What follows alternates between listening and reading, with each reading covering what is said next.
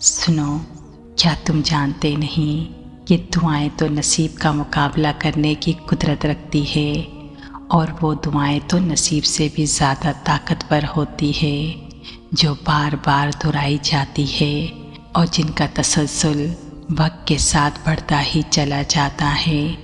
اس لیے جب کوئی چیزیں تمہارے نصیب کا حصہ نہیں ہوتی تو اللہ تمہیں اس چیزوں کو اپنا بنانے کے لیے وقت دیتا ہے، تاکہ تم اس سے اتنا مانگو، اس کے سامنے اتنا گڑ گڑاؤ کہ نصیب بھی وہ چیزیں تمہیں دینے کے لیے مجبور ہو جائے۔ پھر اس طرح ہی اللہ تمہاری دعاؤں کو تمہارے نصیب پہ فتح دیتا ہے۔ دعا تو اللہ کی رضا کا حصہ ہے، اور اگر دعائیں قبول نہ ہونی ہوتی تو اللہ دعاؤں کی جانب تمہارا دل کیوں پھیرتا؟ بس توکل کرنے والوں کے لیے اللہ ناممکن ذریعوں سے ایسے ناممکن معجزے لاتا ہے جنہیں دیکھ کر عقل بھی دنگ رہ جاتی ہے۔ تمہاری دعائیں یا تو تمہاری زندگی بدل دیتی ہے یا پھر تمہیں بدل دیتی ہیں، کیونکہ جب تم یقین کے ساتھ دعا کرتے ہو تو اللہ کے یہاں تمہارا مانگنا قبول ہو چکا ہوتا ہے۔ اگر تمہاری دعا مسلسل جاری رہی تو دیکھنا تمہیں امید سے بڑھ کر ملے گا، کیونکہ جس ذات پر یقین ہے اور جس سے مانگ رہے ہو اس کے لیے تو کچھ بھی ناممکن نہیں ہے۔ وہ رب تو ہر دعائیں قبول فرماتا ہے، کیونکہ اس نے دعا بنائی ہی قبولیت کے لیے ہے، اور تمہیں دعا مانگنے کی توفیق کا ملنا اس بات کا ثبوت ہے۔ اللہ نے تمہاری دعا سن لی ہے، اور جانتے ہو نا، اللہ نے ہر چیز کا ایک وقت مقرر کر رکھا ہے، تو اللہ بہترین وقت پر ہی تمہیں دیتا ہے۔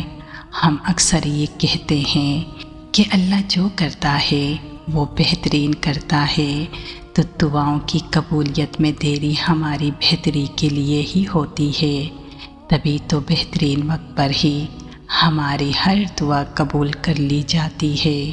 اور دعائیں مانگتے وقت قبولیت کا یقین جتنا زیادہ رکھو گے، اللہ تو اتنا جلدی ہی تمہاری دعائیں قبول کرتا ہے۔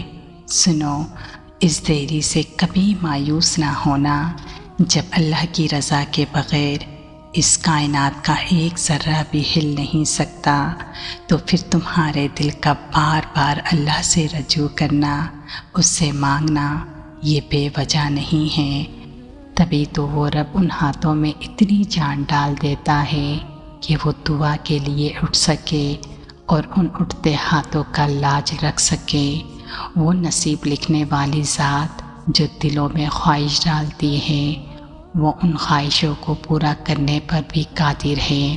تم اپنی قسمت اللہ پر چھوڑ دیا کرو، یہ سوچ کر کہ اس ذات کے سوا کوئی بہتر نہیں کر سکتا، اور دعاؤں کی قبولیت آواز نہیں ہوتی بلکہ دل کی تڑپ کا تقاضا ہوتی ہے، کیونکہ دعا صرف الفاظ کا مجموعہ نہیں ہوتی، یہ تو روح کی طلب اور کیفیت ہوتی ہے۔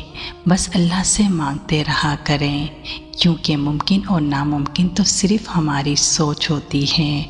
تمہارا رب تو کن کا رب ہے، وہ اپنے بندے کو فیکن کا نظارہ ضرور دکھاتا ہے۔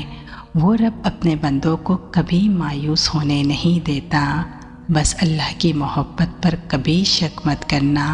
بس یہ دعاؤں کی قبولیت کی دیری تو تمہیں ان دعاؤں کے لیے تیار کر رہا ہوتا ہے جو دعا تم اس رب سے مانگ رہے ہوتے ہو۔